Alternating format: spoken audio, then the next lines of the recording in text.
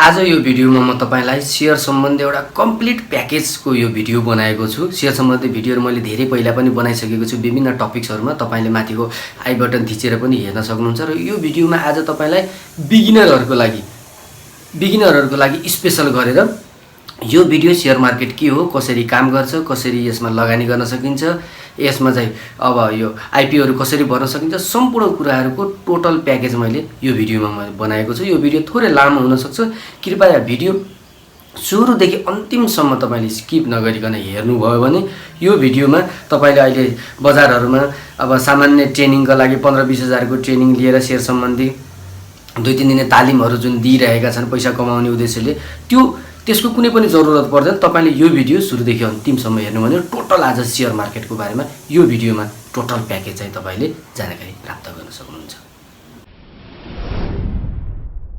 Share market, stock market अर्थात equity market जे भनौं आखिर एउटै कुरा हो। जुन शेयर बजारमा तपाईले कुनै पनि कम्पनीको शेयर किन्न पनि सक्नुहुन्छ र कुनै पनि कम्पनीको शेयर चाहिँ आवश्यक परेको खण्डमा बेच्न पनि सक्नुहुन्छ। अब बुझौं हामीले अब शेयर के हो र किन निष्कासन गर्दछ। कुनै पनि कम्पनीले आफ्नो टोटल पुँजी, टोटल एसेटलाई बढाउनको लागि बजारमा पब्लिक समक्ष शेयर आवेदनको खुला गर्छ। जस्तो एक्जाम्पलको सामान्य एक्जाम्पलको रूपमा लिउँ, तपाईसँग 1 लाख रुपैयाँ छ र अब तपाईसँग 1 लाख रुपैयाँले व्यवसाय गर्न गाह्रो भयो। अब तपाईले अर्को साथीलाई भन्नुभयो, ल तैले पनि 1 लाख रुपैयाँ लगानी गर, हामी 2 जना मिलेर 50-50 को पार्टनरशिप गरौँ। त्यसपछि 2 जना लगानीकर्ता हुन्छन्।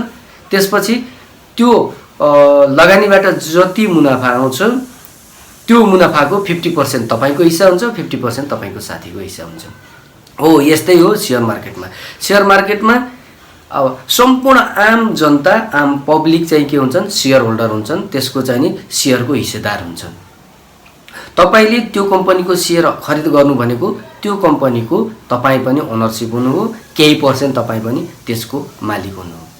जब कम्पनीले कुनै पनि कम्पनीले शेयरको अफरिङ गर्छ, पब्लिक अफरिङ गर्छ, जसलाई हामीले आईपीओ भन्छौं अर्थात इनिशियल पब्लिक अफरिङ भन्छौं अथवा साधारण शेयर पनि भन्ने गरिन्छ। अझ हाम्रो नेपाली भाषामा साधारण शेयर पनि भन्ने गरिन्छ, जुन कुनै पनि कम्पनीले एकचोटी मात्र खुलाउन पाउँदछ। यदि त्यसभन्दा पछाडी पनि फेरि उलाई एसेट चाहियो भने विभिन्न अरु कुराहरु, अरु जस्तै आईपीओ हरु खुलाउन सक्छ, अरु कुराहरु खुलाउन सक्छ। तर आईपीओ चाहिँ कम्पनीले एकचोटी मात्र खुलाउन पाउँछ। त्यसका विभिन्न प्रक्रियाहरु छन्। धितोपत्र बोर्डमा गर्नुपर्ने विभिन्न प्रक्रियाहरु पूरा गरिसकेपछि त्यसले आईपीओ हरु जारी गर्दछ। जब आईपीओ हरु जारी गर्दछ त्यसपछि हामीले अब ल शेयर खुल्यो, अब शेयरमा आवेदन गरौँ भनेर त्यो कम्पनीको फन्डामेन्टल एनालाइसिस गरेर अथवा त्यो कम्पनीमा को लगानीकर्ता छन्, कस्ता मान्छेहरूले त्यो कम्पनी चलाएछन्, के चलाउँदैछन्, त्यसको आधारमा पब्लिकहरूले के गर्छन्, आवेदन दिन्छन्। सामान्य अवस्थामा नेपालको कन्टेक्स्टमा हेर्ने हो भने कहिलेकाहीँ तलमाथि भए पनि सामान्य अवस्थामा आईपीओ को मूल्य अर्थात प्रति किता शेयरको मूल्य 100 रुपैयाँ निर्धारण गरिएको छ र तपाईले मिनिमम किता भनेको 10 किता शेयर चाहिँ आवेदन दिनुपर्छ। अथवा शेयर मार्केटमा आईपीओ मा लगानी गर्नको लागि तपाईलाई मिनिमम 1000 रुपैयाँ चाहिन्छ। अर्थात 10 किता तपाईले अप्लाई 10 किता मिनिमम चाहिँ तपाईले अप्लाई गर्नुपर्ने हुन्छ। अनि त्यसपछि कम्पनीले विभिन्न जब आईपीओ जारी गर्दछ त्यसपछि हामीले आईपीओ हरु अर्थात भनौं प्राइमरी शेयर चाहिँ मार्केटमा खुलिसकेपछि विभिन्न सञ्चार माध्यम, विभिन्न माध्यमहरुबाट हामीले जानकारी पाइसक्छौं र जानकारी पाइसकेपछि हामीले त्यो त्यसमा आवेदन दिन्छौं। र त्यसमा आवेदन दिनको लागि जस्तै आईपीओ मा आवेदन दिनको लागि तपाईलाई के चाहिन्छ डकुमेन्टहरु, त्यो कुरा मैले माथिको भिडियोमा तपाईले यो माथिको आई बटन थिचेर त्यसको प्लेलिस्टमा पनि हेर्न सक्नुहुन्छ। त्यहाँ मैले डिटेलमा भनेको छु। जस्तै अहिले म सारांशमा छोटकरीमा म तपाईलाई भन्छु, तपाईसँग फर्स्टमा 1 नम्बरमा हुनु पर्यो बैंक अकाउन्ट हुनु पर्यो, 2 नम्बरमा हुनु पर्यो त्यो बैंकको डीम्याट अकाउन्ट हुनु पर्यो, अनि अर्को भनेको सीआरएन नम्बर भन्छ, सीआरएन नम्बर हुनु पर्यो। त्यसपछि तपाई आईपीओ मा लगानी गर्नका लागि अथवा आईपीओ खरिद गर्नका लागि तपाई योग्य हुनुहुन्छ र त्यो आईपीओ कतिको खरिद गर्ने हो त्यति बराबरको तपाईको बैंकमा रकम चाहिँ हुनु पर्यो। अनि त्यसपछि जब तपाईले आईपीओ भर्नुहुन्छ, आईपीओ भरेपछि पहिला त धेरै गाह्रो थियो यो शेयरमा लगानी गर्न, शेयर भर्नको लागि, किनभने बैंकमा जानुपर्ने ठुलो लाइन बस्नुपर्ने अनि डकुमेन्टहरू कागजपत्र फोटोहरू विभिन्न कुराहरू बोकेर यति डकुमेन्ट बोकेर ब्याङ्कमा गएर दिनभरि लाइन बस्नुपर्ने एकदमै गाह्रो झन्झटिलो थियो। तर अहिले त्यस्तो छैन, सबै कुराहरू अनलाइन सिस्टम आएको छ। यदि तपाईँले अनलाइनमा कारोबार गर्न चाहनुहुन्छ, तपाईँ अनलाइनमा अलिकति दखल हुनुहुन्छ, इन्टरनेटमा चलाउन राम्रोसँग जान्नुहुन्छ भने तपाईँले घर बसी पनि आइपिओमा लगानी गर्न सक्नुहुन्छ, अथवा स्वदेशमा अथवा विदेशमा जहाँ भए पनि। त्यसका लागि तपाईँले के गर्नु पर्यो, मेरो सेयरमा अकाउन्ट खोल्नु पर्यो। मेरो सेयरमा अकाउन्ट खोलिसकेपछि तपाईँले जहाँ बसेर पनि त्यो आइपिओहरूमा त्यो प्राइमेरी सेयरमा लगानी गर्न सक्नुहुन्छ। अनि त्यसपछि रह्यो अब तपाईँले आइपिओ भर्नुहुन्छ। अनि आइपिओ भर्दा पहिला त सबै कुराहरूलाई पहिला अब अहिलेभन्दा 8-10 वर्ष पहिला के थियो भन्दा सेयर भरिसकेपछि लकी ड्र गर्नुपर्ने, भाग्यशालीलाई मात्रै पर्ने, अरूलाई नपर्ने हुन्थ्यो। तर अहिले चाहिँ के गरेछ, नेपाल धितोपत्र बोर्डले एउटा कन्सेप्ट बनाएको छ, मिलेसम्म ओभर सब्सक्राइब नभएको अवस्थामा मिनिमम आवेदन दिने मध्ये 10 किता सबैलाई पार्ने एउटा सिस्टम चाहिँ बसालेको छ। एकदमै यो राम्रो सिस्टम हो, किनभने हरेक सानो लगानीकर्ताले पनि त्यसमा लगानी गर्न पाउँछन् र उनीहरू पनि त्यसको त्यो सेयरको भागीदार हुन पाउँछन्। र त्यसभन्दा बढी अथवा चाहिँ जस्तै 10 लाख किता सेयर कम्पनीले खोलेको चाहिएको थियो, त्योभन्दा बढी भयो, डबल तिर्बलले त्यो सेयर भर्यो भने त्यसभन्दा माथिको चाहिँ उनीहरूले के गर्छ, लकी ड्रको मार्फत तपाईँ सेयरलाई बाँडफाँड गर्दछ।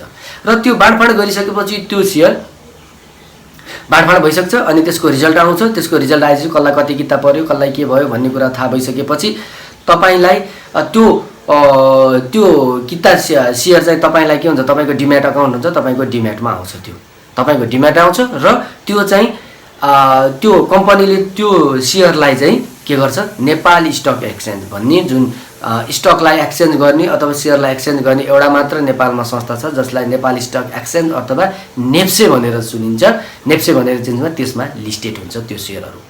अनि त्यसमा लिस्टेड भइसकेपछि त्यो सेयर सेकेन्डरी मार्केटको लागि किनबेच गर्नका लागि रेडी भयो। त्यो सेयर सेकेन्डरी मार्केटमा अथवा दोस्रो बजारमा किनबेच गर्न रेडी हुन्छ।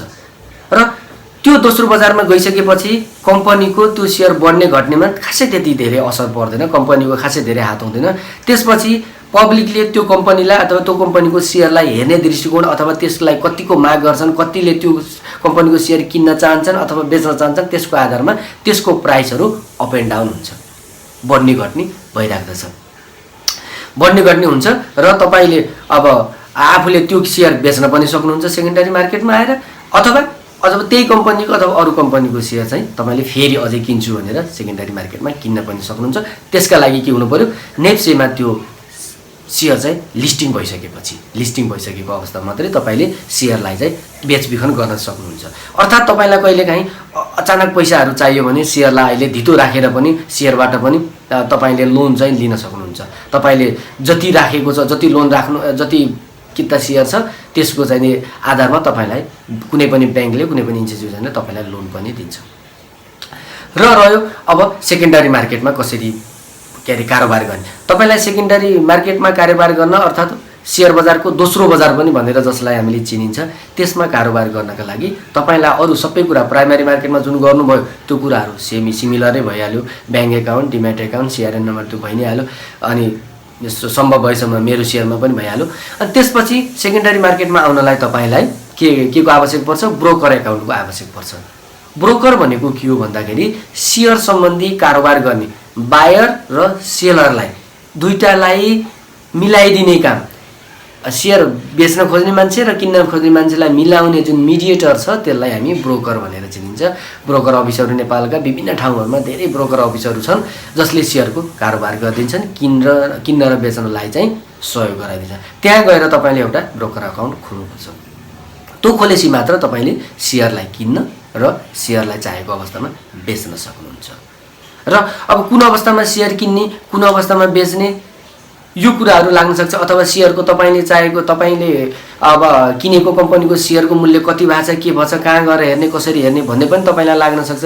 त्यसका लागि तपाईँ जानुहोस् www.nepalstock.com मा गएर हेर्नुभयो भने त्यो नेपाल स्टक एक्सचेन्जको आधिकारिक वेबसाइट हो। त्यहाँ चाहिँ अनलाइनको थ्रुबाट प्रत्येक मिनेटमा प्रत्येक दिन तपाईँको त्यहाँ सेयर मार्केटको भ्यालुहरू कति भएको छ, उतार चढाव के भएको छ, नेप्से चाहिँ घटबड के भएको छ, कतिले कारोबार गरेका छन्, एक दिनमा नेपालभरिमा कतिवटा सेयर कारोबार भयो, त्यो कम्पनीको सेयर कतिले किने, कतिले खरिद गरे, कतिमा किने, के गरे, सबै कुराहरू तपाईँले हेर्न सक्नुहुन्छ त्यहाँ गएर।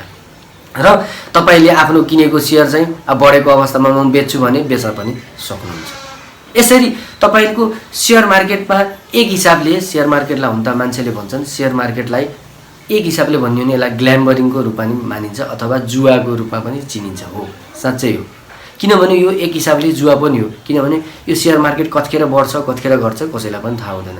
त्यसकारणले तपाईँलाई आइडिया छैन भने सेकेन्डरी मार्केटमा लगानी नगर्नुहोस्, प्राइमरी मार्केटमा लगानी गर्नुहोस्। तपाईँलाई सेयर मार्केट एनालाइसिस सम्बन्धी आइडिया छ, अलिकति नलेज छ भने तपाईँ सेकेन्डरी मार्केटमा सेयरलाई चाहिँ को कारोबार गर्न सक्नुहुन्छ। अहिले धेरै मान्छेहरूको जबै त्यही छ, तपाईँको सेकेन्डरी मार्केटको सेयर किन्ने, आज किन्ने भोलि किन्ने, फेरि अर्को कम्पनीको सेयर किन्ने अनि त्यसलाई बेच्ने, फेरि अर्को कम्पनीमा लगानी गर्ने, त्यसरी गर्ने। कतिपय मान्छेको बिजनेसै यही छ अहिले। यदि तपाईँलाई आइडिया छ भने, तपाईँलाई एक्सपर्ट हुनुहुन्छ, मार्केट एनालाइसिस सम्बन्धी एक्सपर्ट हुनुभएको अवस्थामा सेकेन्डरी मार्केटमा जानुहोस्, नत्र चाहिँ तपाईँले प्राइमरी मार्केटमै तपाईँले आफ्नो लगानी गरेर राम्रो राम्रो कम्पनीहरूको आइपिओहरू खोल्दा त्यसमा लगानी गरेर अनि त्यसलाई चाहिँ बेचबिखन गर्न सक्नुहुन्छ अथवा त्यसलाई चाहिँ आफूले प्रयोग गर्न सक्नुहुन्छ। र अब रह्यो हामीलाई आइपिओ अथवा प्राइमरी सेयर भरेपछि त्यसबाट के फाइदा हुन्छ, माथिको भिडियोमा पनि मैले भनिसकेको छु, तपाईँले फेरि पनि हेर्नु होला। त्यो भिडियोमा पनि मैले डिटेलमा यो प्रत्येकको डिटेलमा मैले त्यसमा सम्झाएको छु। माथिको सेयर मार्केट भन्ने प्लेलिस्टमा गएर पनि हेर्न सक्नुहुन्छ र सरस्वतीमा तपाईँलाई यसमा पनि म जानकारी दिन्छु। जस्तै आइपिओ तपाईँले भरिसकेपछि अब सेयर मार्केट दोस्रो बजारमा आइसकेपछि त्यसलाई अब अडियन्सले अथवा पब्लिकले कसरी हेर्छ, त्यसको डिमान्ड र सप्लाईको आधारमा त्यसको मूल्यहरू बढ्यो। सधैँ बढ्ने मात्रै हुँदैन, घट्ने पनि हुन्छ।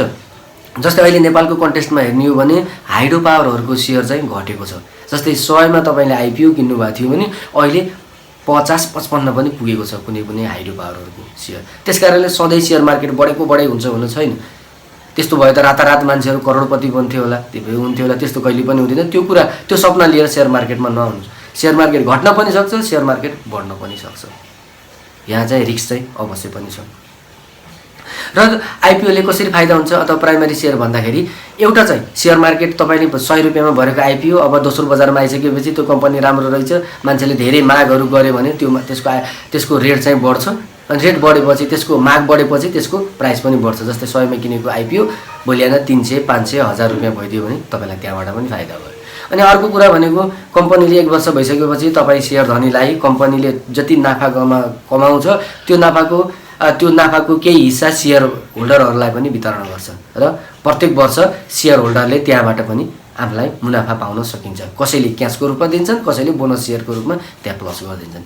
अनि अर्को भनेको अब कम्पनीलाई अझ बढाउनु पर्यो, कम्पनीको पुँजी बढाउनु पर्यो भने कम्पनीले राइट सेयर भनेर पनि खोल्छ कहिलेकाहीँ।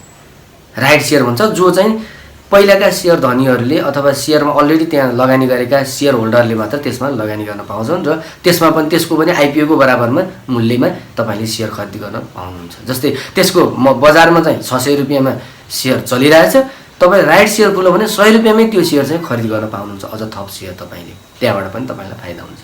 यसरी तपाईँलाई प्राइमरी मार्केटको आइपिओ अथवा साधारण सेयर खरिद गर्नाले यी कुरामा फाइदा हुन्छ। र सेकेन्डरी मार्केटमा त तपाईँले मार्केटलाई एनालाइसिस गरेर मार्केटको कुन कम्पनीको सेयरको भ्यालु कसरी गइरहेको छ, कुन कम्पनीको सेयरको मूल्य कसरी उतार चढावहरू भइरहेको छ, यो कुरा चाहिँ तपाईँले हेर्न सक्नुहुन्छ र त्यसैका आधारमा तपाईँले लगानी पनि गर्न सक्नुहुन्छ। र तपाईँले कहिल्यै पनि कुनै पनि मान्छेले यो कम्पनीको सेयर बढ्दैछ, यो कम्पनीमा लगानी गर्यो भने यसले चाहिँ डबल त्रिपल कमाउँछ भन्ने जुन बहकाइमा लागेर कहिले पनि लगानी नगर्नुहोस् दोस्रो बजारमा। तपाईँ यदि एक्सपर्ट हुनुहुन्छ दोस्रो बजारमा र मार्केट एनालाइसिस गर्न सक्नुहुन्छ, कम्पनीहरूको बारेमा डिटेल इन्फर्मेसनहरू राख्नुभएको छ विगत केही वर्षदेखि, त्यस आधारमा मात्र तपाईँले सेकेन्डरी मार्केटमा आउनुहोस्। नत्र सेयरमा लगानी गर्दैमा रातारात धनी बनिन्छ होइन, रातारात गरिब पनि बनिन्छ दोस्रो बजारमा यदि नबुझिकन मान्छेहरू सेयर मार्केटमा छिरेको अवस्थामा रातारात मान्छे पनि गिरावट पनि हुनसक्छ। त्यसकारणले यो टोटल प्याकेज, यो टोटल नलेज तपाईँलाई कस्तो लाग्यो कृपया कमेन्ट बक्समा कमेन्ट गर्नुहोला। र यस्तै अरू सेयर मार्केट सम्बन्धी, अर्को लगानी सम्बन्धी तपाईँलाई कुनै भिडियोहरू आवश्यक पर्यो अथवा कुनै जानकारी लिन आवश्यक पर्यो भने कृपया तलको कमेन्ट सेक्सनमा कमेन्ट गर्नुहोला। हस्, धन्यवाद।